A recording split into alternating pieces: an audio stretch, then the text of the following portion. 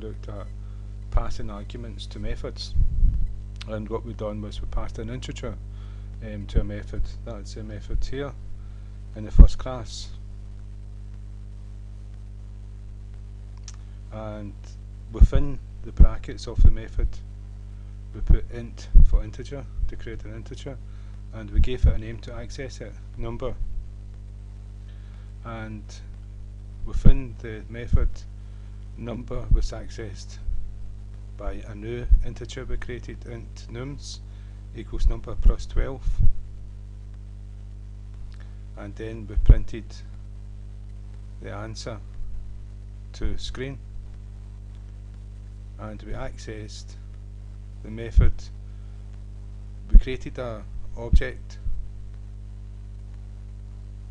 and we called it third, and third dot the name of the class, brackets, and inside here at the moment we've got a array, because that's what we're going to do in this tutorial. But what we had was the name of an integer, and we were using nums, and we typed nums in. But today we're going to pass an array object to the method, and an array is a class, an object that's on itself. That's why the new keyword's there. And so if you can pass an array, then you can pass a whole object, a whole class to a method, and we'll be doing that as well. But first we're going to be doing the passing of the array. So we've put in the keyword new to create a new object. Then we put int with square brackets to indicate it's an integer array. And then what we've done is we've done the braces, and within the braces we give all the elements, values of the elements. So we've done 1, 2, 3, 4, make it simple, separated by commas. And we didn't have to give it a name, because we give it a name so we were able to access it with that name.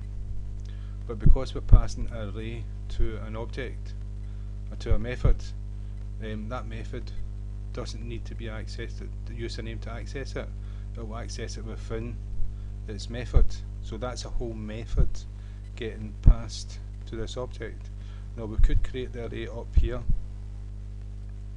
and give it a name, and we could pass the name in the brackets, and that would be passing an array. We'll do that later.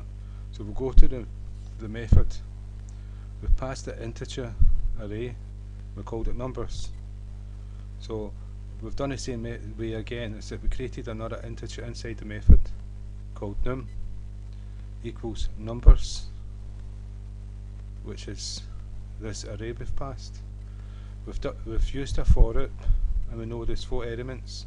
So int x equals 0, x is less than 4 will give us 4 elements, and increment x every time we do a loop. And what we're going to do is just print out each element. X will go 0, 1, 2, 3 and stop, and so that will go to screen. So if we run the program, 1, 2, 3, 4. So we've accessed the array.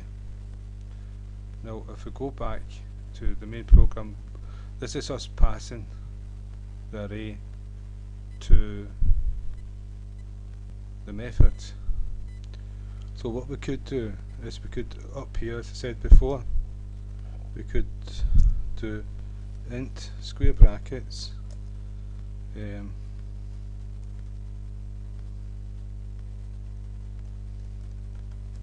just give it a name like passing array, and equals the new keyword int square brackets, and we'll pass it, this time we'll pass it to 4, 5, 6, 7, and then semicolon. And so instead of, I just done this so I could show you we could pass a raw array into the method and use it that way.